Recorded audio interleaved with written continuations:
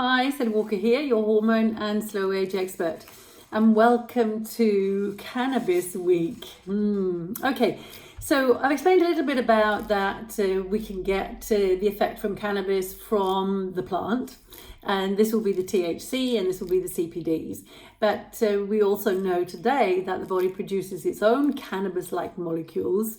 One of them is called an anandamide, my favorite molecule at the moment. And the other one's called 2AG.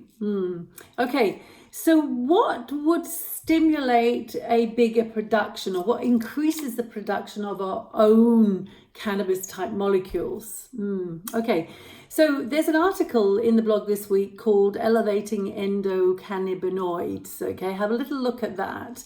But just give you a sort of a little bit of an overview of the things that will increase the production of these amazing molecules.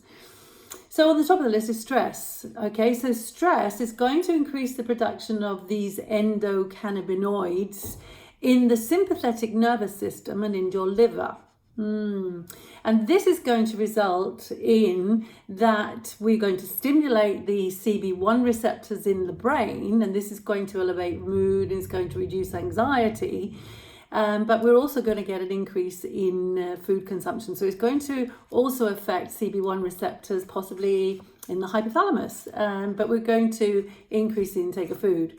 So remember, stress, especially the long-term stress, it can make you quite fat.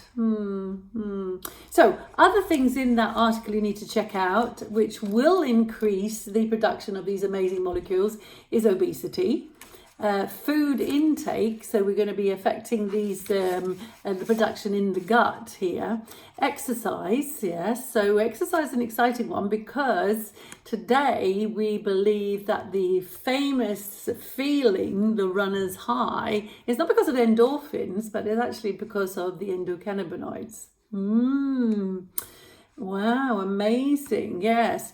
Now, physical therapies, this is an interesting one. So the power of touch, really. So things like massage, absolutely, but things like going to a chiropractor or an osteopath and having a reduction or a manipulation made increase actually the production of these endocannabinoids drastically.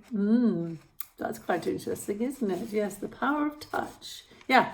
So inflammation is another one which is going to increase the production, as does tissue damage, if you like.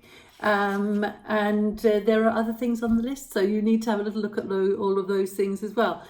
Yay, so really exciting how we can increase our production of these endocannabinoids.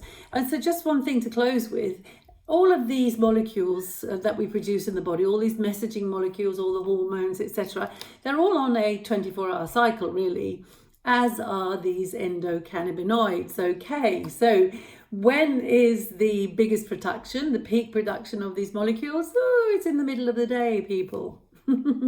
So you want to make sure you're looking after your circadian rhythm. So you want to make sure that you're, as much as possible, being active when it's light and being less active when it's darker. I like to say between 6 a.m. and 6 p.m. you can be as active as when you want, and from 6 p.m. until 6 a.m. you should be more resting. This is going to help the flow of all of these signaling molecules, but it's also going to help the production of the endocannabinoids, your lovely anandamide. Happy hormones, happy life.